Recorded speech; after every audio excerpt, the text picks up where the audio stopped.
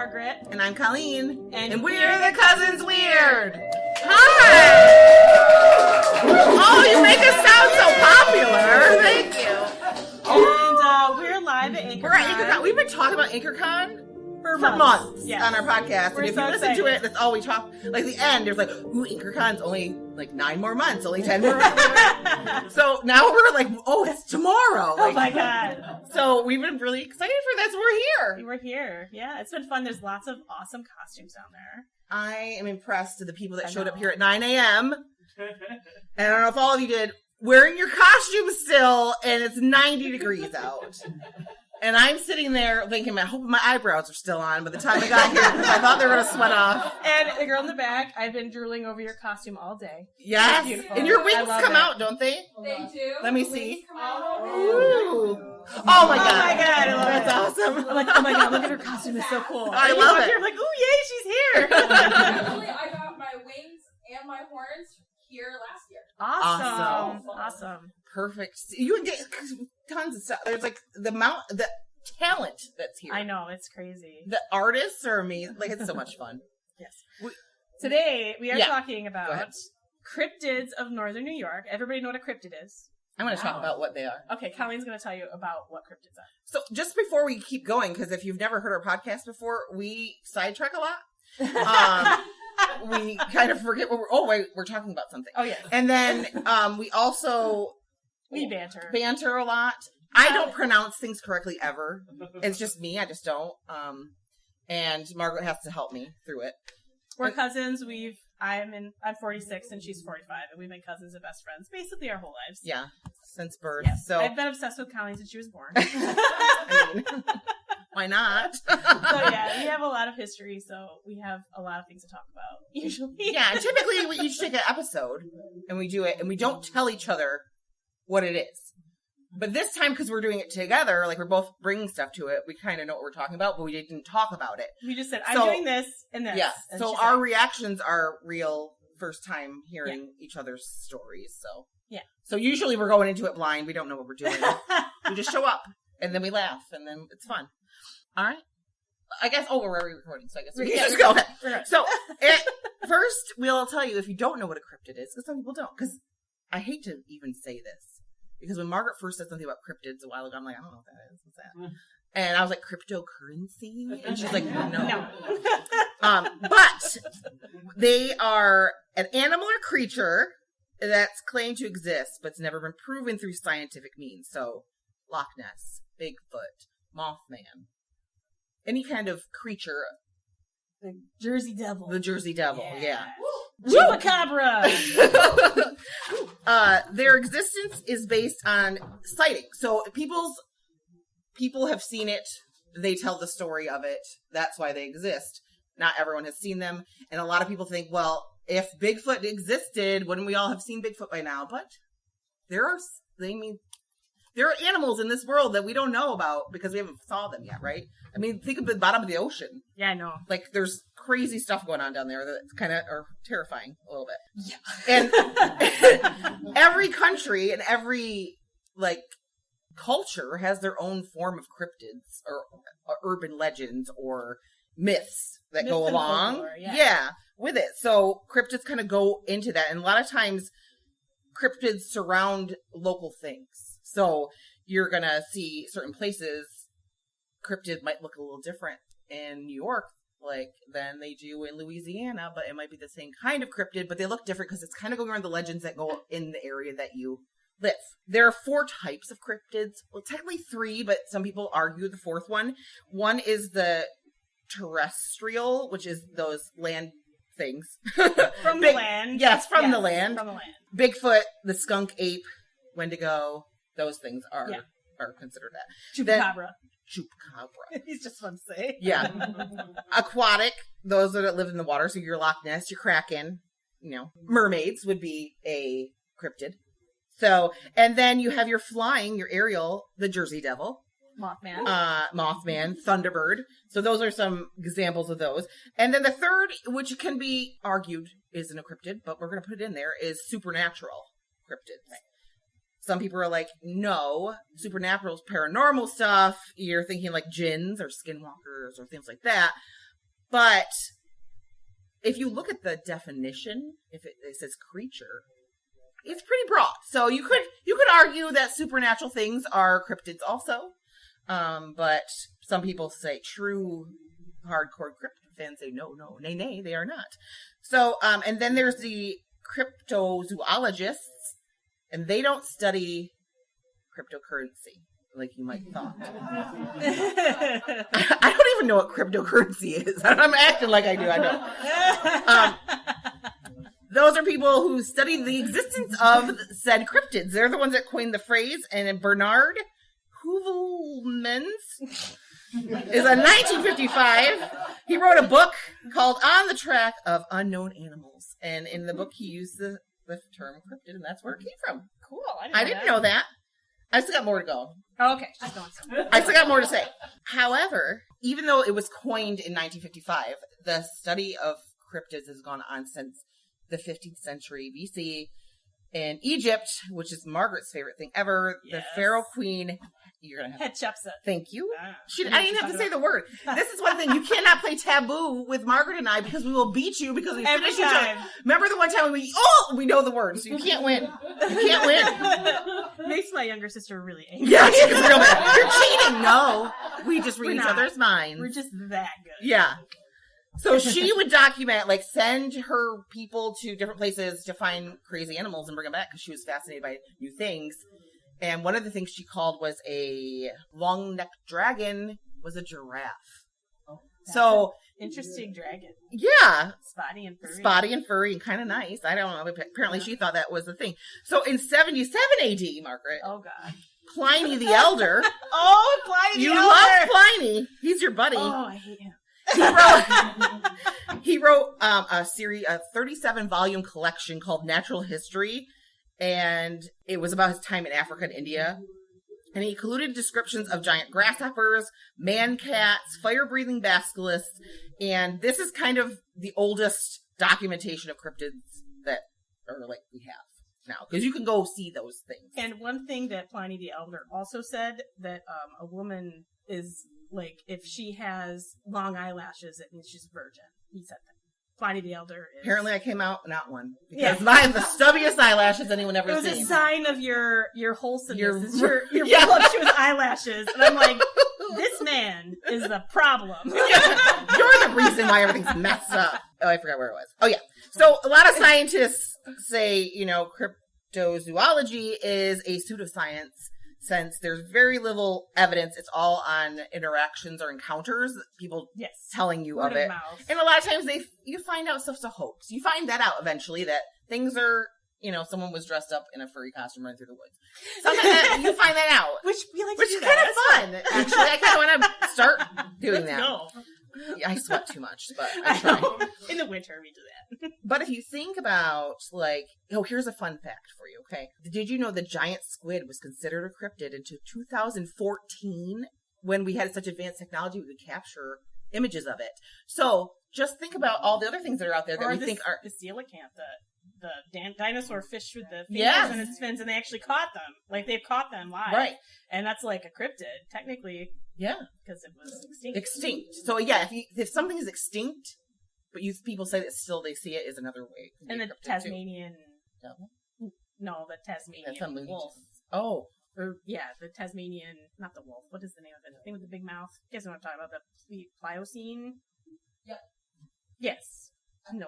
Yes. It's a Tasmanian. It's extinct, and they have video of it, but they think they're still running around in Tasmania. I believe it is Tasmanian. Yes. Is it? Tasmanian tiger. That's it. Tasmanian tiger. Tiger. I didn't know anything about this, but that's cool. See, we learn from each other. I watch a lot of Discovery Channel. She's a smart one. No. I'm just here. I make some of the things pretty. That's it. All right. Ready? Yeah, so go on to the first thing. Okay, so the following was reported in the Oswego Palladium on September 14th of 1821. It was the morning of July 25th, 1821. There were a group of about 8 people on a Voyager canoe named the Lightfoot. It was a big canoe.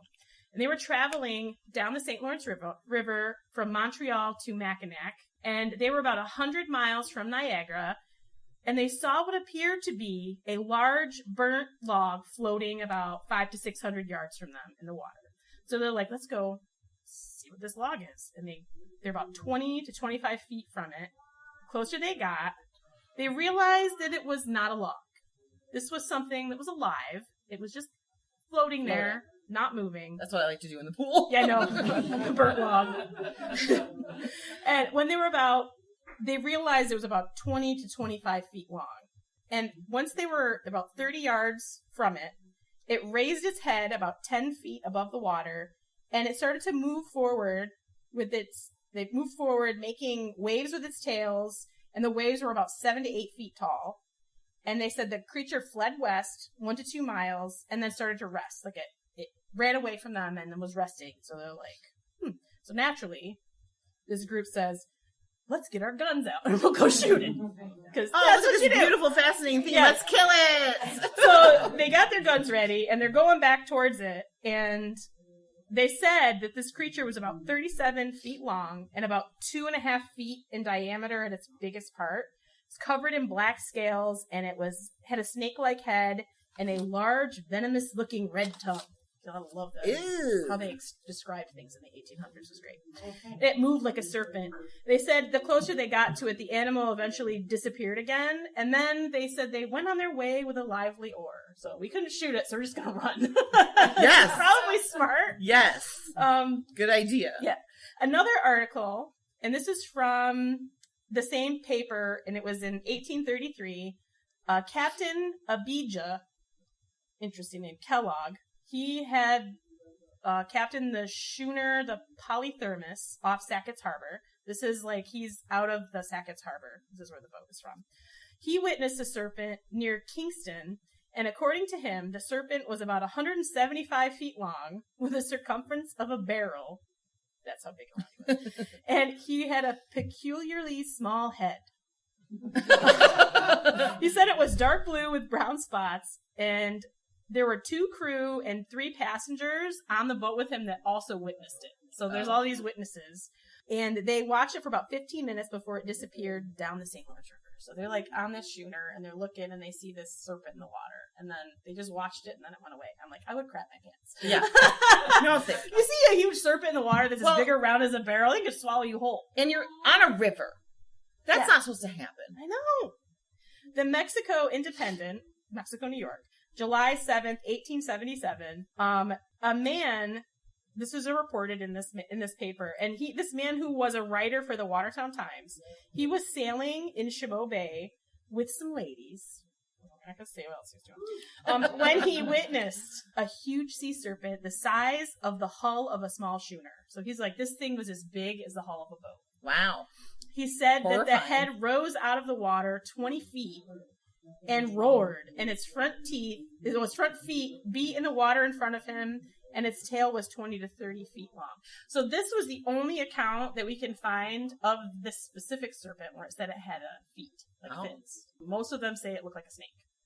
Ugh. Snake. Ugh, I don't can't do it. I wish I wasn't that way, but I am. There have been reported sightings near Fisher's Landing of a fisherman going out to retrieve what he thought was a log in the water. He's going to bring it back in.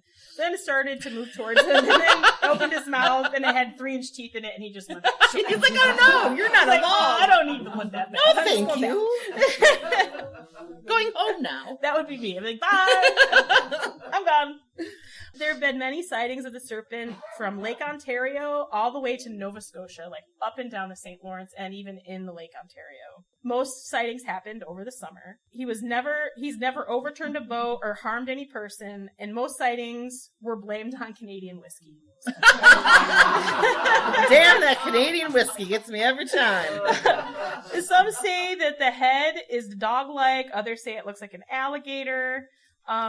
He's been said to have green eyes, a red tongue, horns, a huge fin, the one with feet, and terrible teeth. So, like, one thing I will like to know is there have been muskies caught in St. Lawrence that one was 60 inches long, and that was in 2011. So, is it drunk people seeing logs? Or is it drunk people seeing muskies? They're like, holy shit. Yeah. That is a big fish. They're long, serpent-like. Yeah. Or it could be a big serpent. I think it's a serpent. I like to believe it's a serpent. Yeah.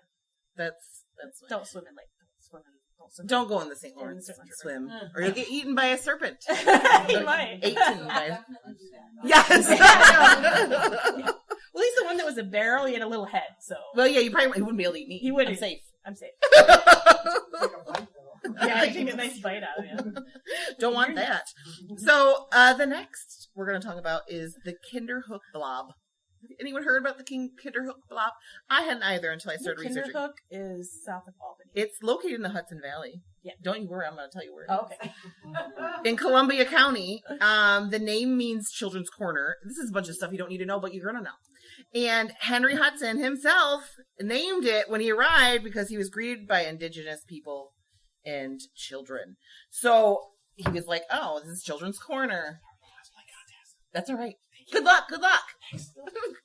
If you, I just say we edit a lot of things out of the podcast as we go, obviously, because we just start talking about other stuff.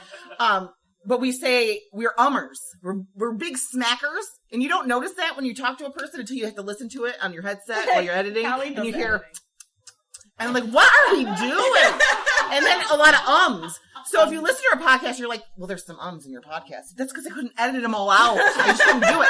So just, you know. She just got exhausted by ums. I was like, I don't even know what's happening anymore. We're smacking, we're umming all over the place. So anyway, Kinderhook is a small town around 1,100 people, and it's seen some weird shit, okay? We've seen some stuff there. So in 1962, Bruce Hellenbeck was 10 years old and was playing in the woods near his house with his 7-year-old cousin.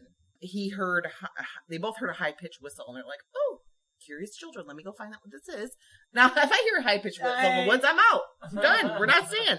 But they were kids, and they didn't have a fear of anything yet, apparently. And they were 10. And they were 10 and 7, so they were like, let's go find what it is.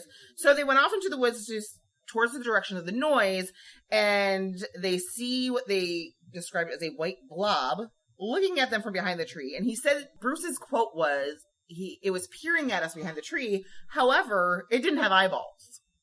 So this blobby shaped thing was looking at them from behind the tree, and they were like, okay, we're out of here. And they went home. They were like, they weren't afraid before, but they were now. Then in 1964, a man was hiking alone in the woods, and he came upon another large white blob that was there. And he says that he was so frightened, he was able to jump a 6-foot pond to the other side, and he ran back to town, where he found his friend and was like, you'll never believe what I saw. And his friend was like, okay, sure, what do you want? And then he's like, we need to go back. He worked with the courage. They literally went back with pitchfork and a shovel, because they were going to attack this blob. With a pitchfork. With a pitchfork, like, you know, townspeople and their pitch. And they go into the wood. Well, yeah, they're going after the blob. Yeah. So they go in there, and his friend's still like, he's nuts. But he wasn't, and all of a sudden, he's talking to his friend, and his friend turns completely white, and he points, and he looks, and there's this white thing in the trees hovering above them, and these two brave warriors with their pitchfork and shovel threw them in the air and took off running back to town. Because they wanted to live to tell a story, apparently. And then in the late 1970s, Barry Scott and Russell Lee, which is funny because it's my dad's name, they were 14 and they were camping, which my dad always says, look at that. They said they heard stomping outside their tent. And when they looked out the tent, a white blob was floating. They described it as bell-shaped, like the Virgin Mary. The Mary statues with the robe, and that's what they described it as. That is so funny. How does a blob stop? Aha! That's what I said. That's my note right there. How does a blob stomp? See, we finish each other's sentences. It's weird. It's really... Yeah, how do you stomp and float? I don't know, but they heard it, and they went out and looked, and the answer was. Then in 2017, Owen Farley and Anthony Malunaski, I don't know how to say his name. I'm sorry, Anthony, wherever you are. They were walking late at night. They probably were maybe intoxicated. I don't know. And when they were walking, it was How like... old were they? It didn't say. They said the temperature dropped all of a sudden. Like, it got very cold. And then they heard this really loud pitch screech. And suddenly in front of them was a 7-foot tall white blob emerging from the woods. And it came fast towards them. And they were like, okay, we're out. And they took off. Nope. And they ran towards their home. Now, there's no photos of the blob. There's no sketches even, really. People have drawn what they think. The people who saw it have never sketched anything, but other people have drawn, basically looks like a ghost in a sheet, like you would see, in a old movie or something. They're always described as how do you say that? Amorphous? Yes. Okay. That was just being nose shaped or bell shaped. And they have no features whatsoever. And they're always floating. The only thing that differs in stories that people see is like some of them, they're only a couple feet tall, and other times they're 7 feet tall. So, is there more than one blob in Kinderhook? I think if I Can they change sizes? I think if I saw a 2-foot blob, it would change to 7 feet in my head. Yeah, that's true. Yeah, the Canadian whiskey come into play again? I don't know. With the gaps in years of the sighting, some people are like, does this thing hibernate for a long time? Is it an alien that comes down from outer space to visit Kinderhook, New York for some reason? But no one knows. And Kinderhook actually had encounters with Bigfoot, too. And that small little town has seen Bigfoots and blobs. Yeah. So that's the Kinderhook Blob. We don't know what it is, but it's floating around in Kinderhook. Yeah, I know it. And so I am talking about the wild man, and we also know the wild man is Bigfoot. But it started out in September 6th of 1818 in the Exeter Watchman. They published an article titled Another Wonder, and a man reported seeing an animal resembling a wild man of the woods. So this is what he called it, near Ellisburg, right outside Watertown. The man who witnessed it was, in quotation marks, a gentleman of unquestionable veracity. This is what the newspaper called this guy. Okay. And he said it came from the woods within a few rods of this gentleman. I don't know what rods are, but it was some kind of measurement that they used in the 1800s. Who knows? A few rods from this man. And upon seeing the gentleman, it ran off. But the man was able to watch him run away, like it was clear, and he watched him ran away for some time. Like he stood there. I wouldn't be standing there, I'd be running the other way. I was like, bye. And he described the creature as hairy, with a foot that was narrow at the heel and wider at the top, like where the toes are, and he was bent forward while he was running, and he's big. Hundreds of people, like he went back to town and told everyone there's this hairy thing running around. And hundreds of people pursued this creature for days, but they didn't find anything. So like everybody was out in the woods looking for this hairy thing. We need to find this hairy man. But if they think of it, in 1818, this guy comes back, there's some hairy thing in the woods, and all the townspeople go and search. They didn't have Netflix then. They didn't. They didn't have anything to do. In the 1920s, near Shroom Lake in the Adirondacks, it was reported that somebody saw a strange bear walking upright, and it was reportedly seen by a couple by the last name of Wright, and we're in the Wright room right now. Interesting. But I think that's only because it's to the right. We won't mention that part. Okay, going back. We'll cut that out. Yeah, we're going back to 1869 in Steuben County, which is down like where Renee lives, like Watkins Glen area, somewhere around there. A group of about 100 people saw a wild man. They said that it was covered in hair, and it screamed as it ran away with a springing, jerking hitch in its gait. And this was printed in the Plattsburgh Sentinel. He had long matted hair, thick and black, an uncombed beard, and a wild, glaring, bloodshot eyeballs. Kind of what Richard looks like when he wakes up. That's my husband. I had to throw him. He screams and he's like, it was just Richard. It was just Richard. He was tired. Okay. In July of 1895, near Margaretville, which I need to go here. Yeah, it's named after you, I bet. Yes, I need to go. A horseman, I like this story a lot. He encountered a wild man, or ape. That's what he called it. It was either a wild man or an ape, and it had long... Or the other. He described it as having long and hairy arms. And it was standing in the road, and he said it was 7 feet tall. It screamed at him, grabbed one of his horses, and dragged it off the road into the woods. And he's like, no. He shot at it, and the thing came up to him and threw him to the ground, and then ran off. He was mad. He was attacked by it. He was. Threw him to the ground.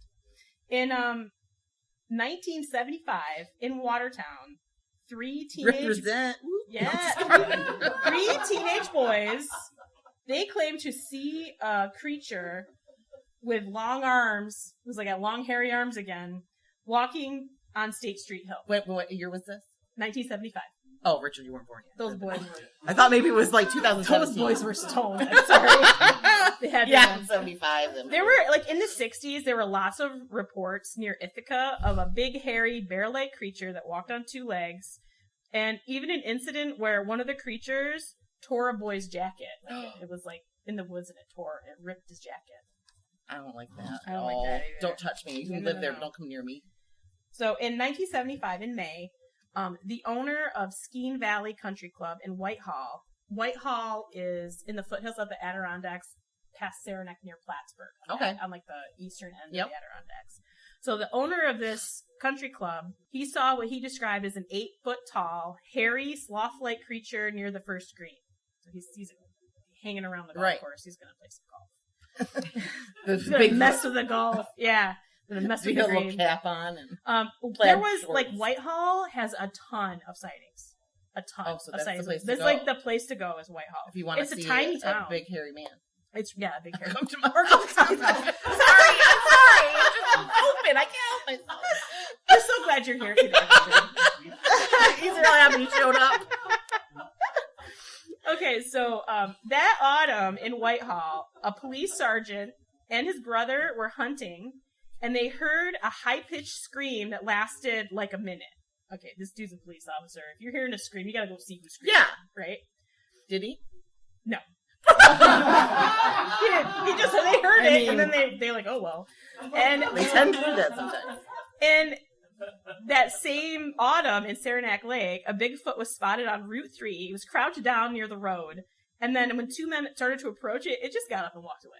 It's like, nah, I'm good. They're like, ew, no. There's lots, like, even in, like, Cranberry Lake, there's, like, the UB's Mercantile. It's all Bigfoot themed. It's really funny. Like, there's, like, the Adirondacks have a ton of sightings of Bigfoot. Well, I mean, if you're going to be a Bigfoot, that's the place to be. Sure, right? I would be there. In the woods, in the Adirondacks. In June of 1976, in Watertown, two more boys claimed to have seen a creature covered in black hair, walking on two legs, 8 feet tall, and they were searching.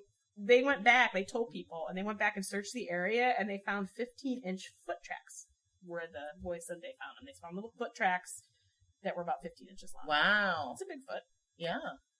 A few months later... That's the name. Yeah. A few months later, a large, hairy creatures were seen in the woods outside Watertown by two different boys. These boys are in the woods. They're stoned. It's 1975. We know what they're doing in the woods. I mean, we know what they're doing today in the woods, too. It's the same thing they were doing in 1975. Oh, yeah.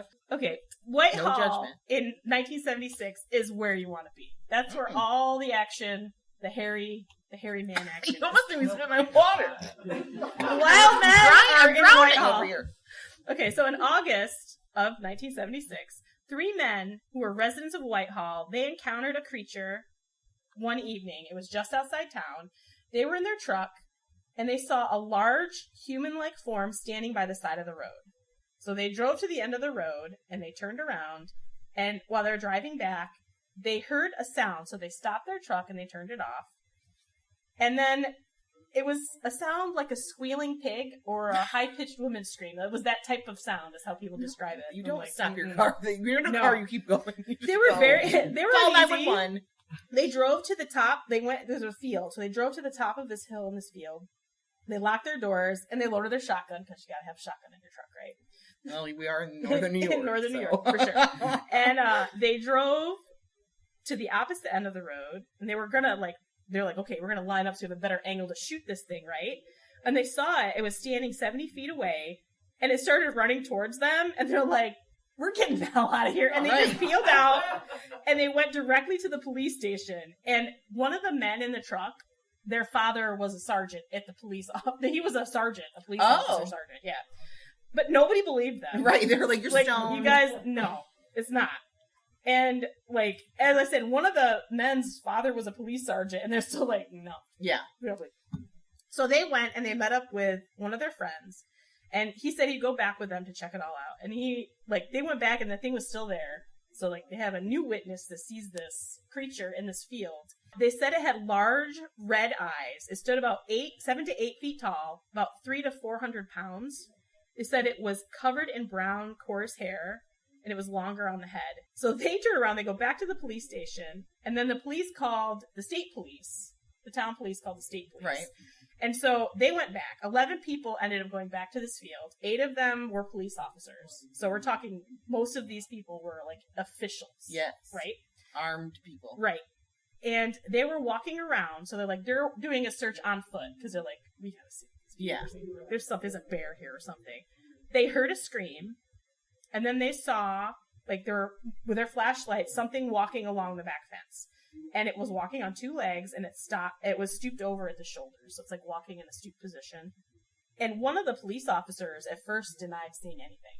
But then he came back like 15 years later, and he's like, yeah, I did see it. Because like he was embarrassed. He's like, nobody, like, I'm not telling anyone what I saw. They're going to think I'm crazy. Right. And then they all ended up leaving because they saw this creature and then it was gone. So the next night, the older brother of one of the guys, this kid's also a police officer, he went back. Yeah, he went back there with a state trooper. They saw the creature again, and it was in their headlights. So they turned the car off, and they're shining. I don't know why they would turn the car and the lights off, and they were shining a flashlight. They're trying to like attract it, like to see. Like they'll turn the light off, they'll come back. And they said they turned the flashlight on, and it's staring at them. Like they see these big. They all described it as having great big red eyes. I don't like it. Or pink eyes. Yeah, I don't like it either.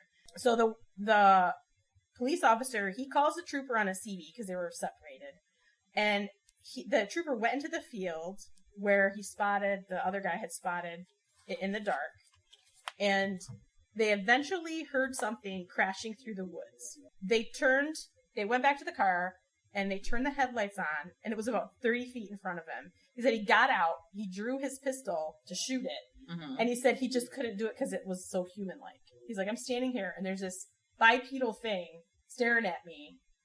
He was like, couldn't shoot it. Like, he was just like, it was paralyzed. Like too much like a person, yeah, he's like, I just couldn't do it. But he described it the same way as everybody else. But one thing that he added that I thought was kind of funny, he said it had no tail, but the hair on his back end was thinner and looked worn off, and you could see its butt cheeks through its hair. Like, he was mooning him. He was a bare-ass Bigfoot running around. Like his little butt cheek. I would die laughing. The 2 men returned during the day because they're like, okay, we're going to come back in the day and see what we can find. They found tracks and like in the grass is like worn down. Well, there's a lot of people running around out there. Right. But they found the prints had a 5-foot span between them. So this thing had a huge gate, like a 5-foot gate. The next evening, there was a high school official was driving the car past the Bixby Orchard, and he reported a hairy ape-like creature crossed the road right in front of him, like it ran out on the road. He was just like, what the hell was that? Right. A sheriff's deputy and a state trooper, they found 19-inch foot tracks near the Pulteney River Bridge, which they made casts of, and they still have them. Ooh. These casts of these footprints still exist. And they were taken by police officers, so it's like it's a little more veracity, unless somebody went through with a little foot stamps. I kind of want to do that now, too. I know. The sightings continue to this day. In 2003, in Whitehall, New York, they passed an ordinance called the Sasquatch Bigfoot Protective Ordinance. And it declares that the species may be endangered. So, like, you can't kill a Bigfoot in Whitehall. There's an ordinance that says you can't. Yeah. And they claimed a Bigfoot as the community's official animal. So the town mascot's a Bigfoot, which is like awesome. A bare-butted one. Yeah, and I will link it in the show notes if you have to go back and look. But there is a website that compiles Bigfoot sightings, and you can look them up by your state and your county. And you'll look and see. But I mean, these are the only ones that have been reported to this website.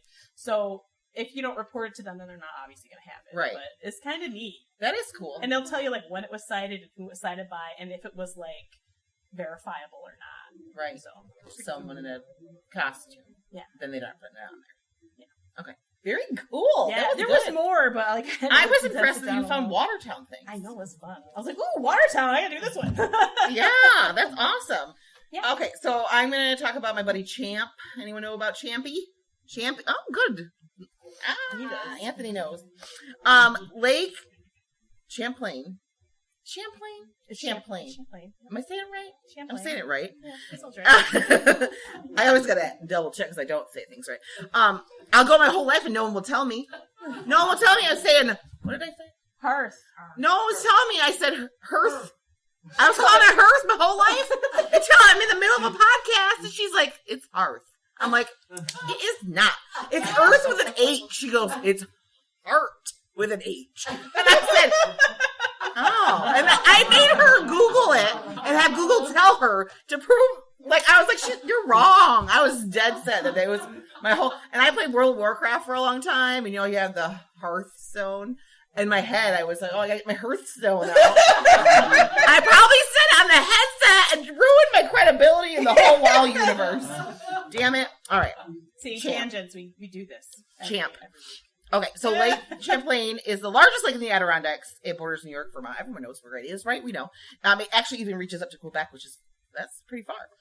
It's 125 miles long, and at its deepest point is 400 feet deep. Yes, I know all the Finger Lakes are really deep. Like Seneca Lake is Ridiculous, wicked right? deep. It's cold. It never freezes over. Crazy. Completely. It's that deep. So it's connects the St. Lawrence Seaway connects it to the sea. Like, you know, There's a cool ferry you can take from Plattsburgh to Burlington, too. Which is you nice. totally can do that. I've done that. The entire region after the end of the Ice Age was called the Champlain Sea. Did you know that? Fun fact. Champlain. The Champlain Sea. So indigenous people obviously lived along the lake because it was where you lived. You got water, you have animals coming to the water, so they were hunting and thing. And the Abenaki said there was a creature called I'm going to butcher this, Gitaskag, that lived in the lake. And they warned the French explorers not to disturb the waters or they would disturb the serpent of the lake. Now, Champlain, who the lake's named after, is said to have reported a sighting of the Champ. However, it was found out that he was in St. Lawrence River and he saw the serpent. And we didn't even do that on purpose. It was a freak coincidence that she talked about the serpent and it was the serpent he was talking about, not even the one that he's named after, the Lake Champlain.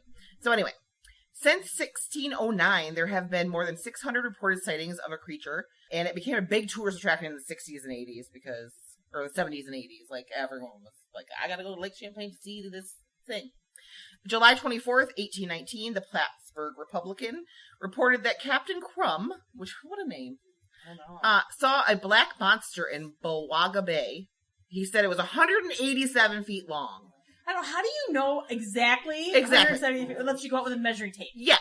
And he said the head, it was like a seahorse, and it lifted its head 15 feet from the water.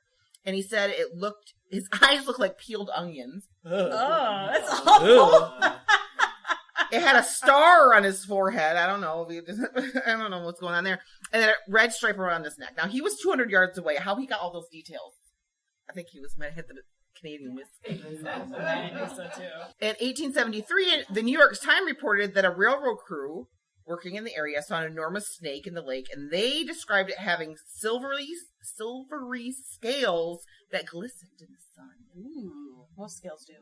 Yeah. And in July 1872, Clinton County Sheriff reported that he saw an enormous snake in the lake, 25 to 35 feet long. Now, that's a big difference between the 185. No, 187. Yeah, it's a little different. How do you know it's not 185? I know. 187 I know. Why would feet you long. say 7? That doesn't so make sense. weird. Like, when someone says, how far away are you? You don't say, I'm 3.5 miles? Yeah, you're just like, I'm close. Whatever. Captain Crumb. No. It was 1817 or 1812. Maybe he could He do just that. knew. So a month after the Clinton County Sheriff saw it, W.P. Eddy, a steamship, reported actually running into Champ. Like, literally ran it, not like, oh, I ran into my friend. No, they ran into him. The tourists on the boat said that it almost flipped them over when they hit him. It hit the sea. Apparently he went deeper and went away and that nothing happened. He's a big dinosaur, so you know. Yeah. With all the reports, and during this time it happened, there was a lot of reports in the 1800s.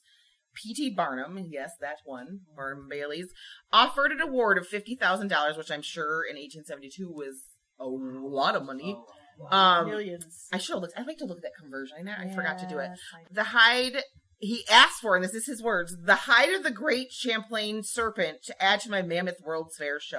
Oh, yes. Let's just kill it so I can have it in my show. Those Barnum and Bailey always doing some kind of problematic thing. Them jerks. Yeah, I know. In 1945, passengers of the SS Ticonderoga said they saw Champ swimming in the lake. They were just like on the boat and Champ's like doing backstrokes, I guess. In 1977, the year of my birth, the most famous picture of Champ was captured by Sandra Mancy. She was picnicking at the lake with her family. She happened to just take a picture, and in the picture there was the Champ, and you can see that online today. In 1984, Joseph Zarinsky wrote the book Champ Beyond the Legend. He is an say that word for me. Oceanographer. Yeah. You got it. Oceanographer who studied a lot going on in the lake because of the stories that they were told. And July 8, 1984, Michael Shea, not the one from SNL. Okay. Because he probably was born in 1984. Probably. And Bette Morris and around 60 other people were on the Spirit of Ethan Allen, which is, I just think, a big couch floating. Just floating around. I would love to float on the river in a big couch. Right? That sounds like fun. How comfy would that be? I know. That'd be great. They said Champ must have liked the couch because they sat there for 10 to 15 minutes and watched him off of Apple Tree Point in Burlington, Vermont. And they said he was about 30 feet long and had 3 to 5 humps in his body. So, interesting. Humpy. He's humpy. He's humpy. And I think it was that song. My humps. No, not that one. Who was the one? Humpty Dance. Do the Humpty Hump. I do the Humpty Hump. Yeah. That's song. it. Yeah. August 1988, Martin Klein and Joseph Zarinsky, again, here he is at it, were in the air-sea rescue vessel, and they saw an animate object thrashing about the surface of the lake, and they said it was like 30 feet long. In 1993, a Japanese research team had 15 boats and several helicopters searching the river for Champ. They caught something with a sonar that was at least 20 feet long that passed beneath them. So they caught some kind of large thing moving quickly below the surface. In 2000, a man named Dennis Hall got a 45-minute video of 2 long-necked animals in shallow water just south of Otter Creek in Vermont. He also had other videos of one animal looking like a long-necked animal from different times, but all near Button Bay, Vermont. Okay. So he has video captures of this.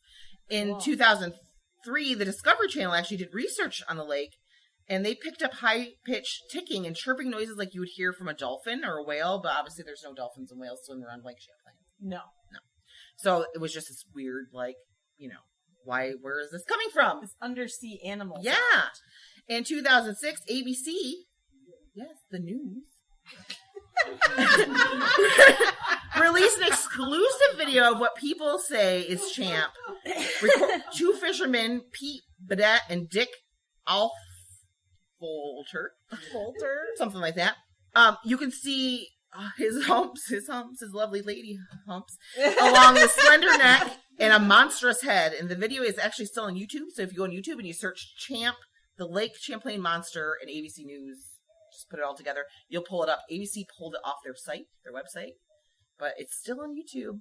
We got you. We know what happened.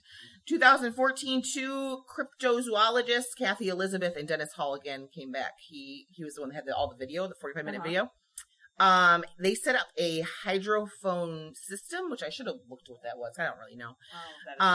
They captured loud clicking sounds. Sounds also like something homemade.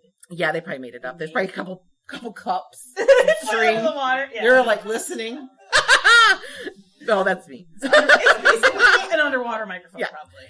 Yeah. Loud clicking sounds thought to have been made by echolocation of a giant creature near Scotch Bay in Lake Champlain. She believes, Katie Elizabeth believes that Champ is a Tanistropheus. a dinosaur that lived 232 million years ago, and that he's just still swimming around the lake. Many think that he's a relative to Loch Ness because they both like freshwater lakes, and their shape and description is very, very similar. It's our own little Nessie over here.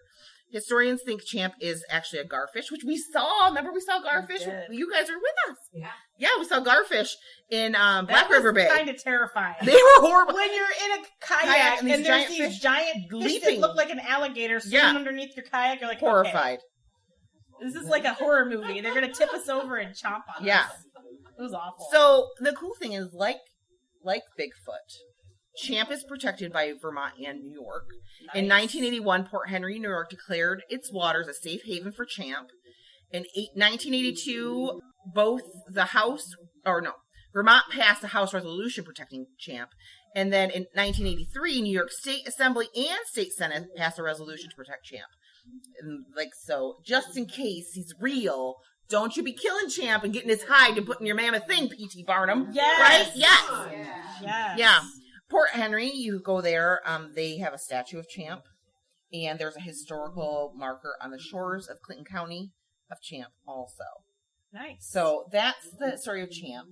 I really want to just travel around. Every time we do an episode, we're like, we got to go there and see it. We got to go there. We have this list this long. It's terrible. And we're going to travel everywhere. We don't have time. We don't have time. You know what would help us? If you all just leave some money up here before you leave.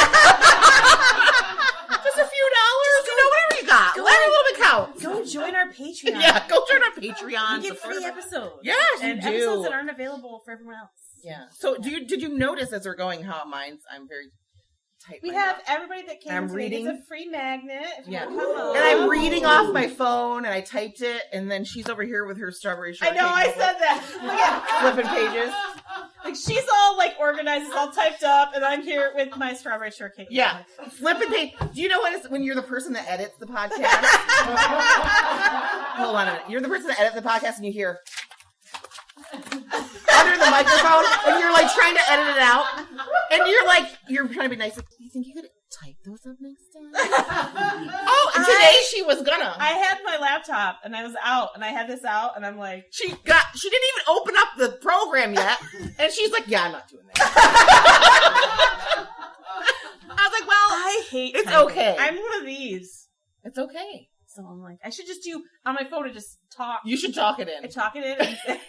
But you know what happens when you do that? The words have never come out right. It would be funny though. Yeah, it would be. What was this?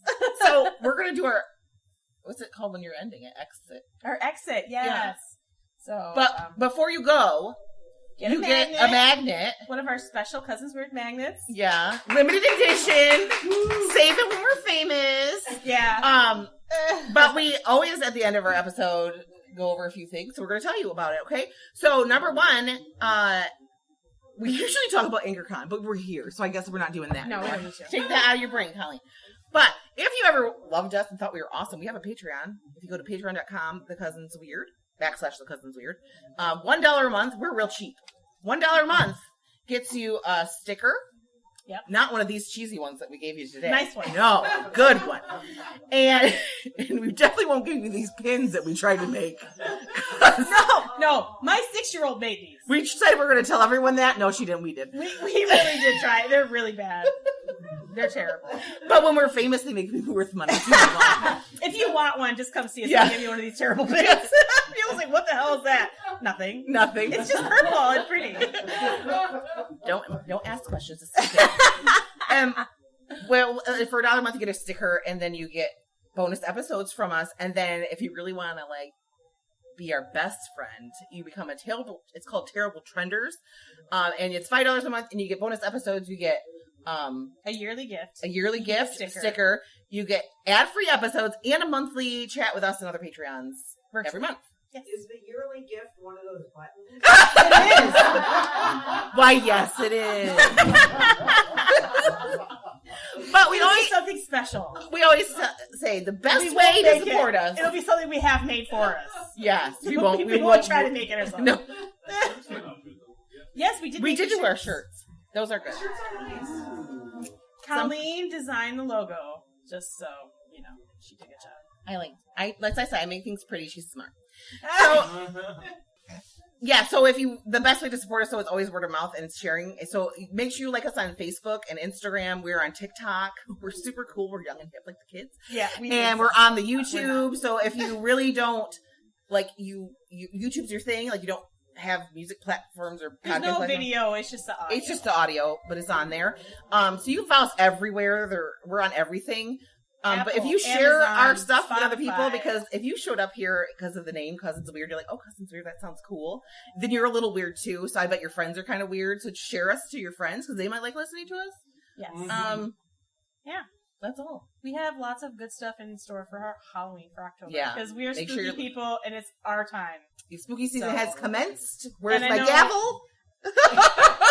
Like last year, we interviewed the Cider Mill. 'Cause Yes. they're haunted, and I used to work there. We're gonna try to find another local We're haunting. gonna try to find another local haunted place to interview. We kind of have a lead already, Yeah. so Yeah. it's gonna be fun. It's gonna be really fun. So make sure you're listening. Subscribe to us. You know, you hit that little notification thing so you don't want to miss us. We're Yeah. hysterical. But that's all we got. Yeah. All right.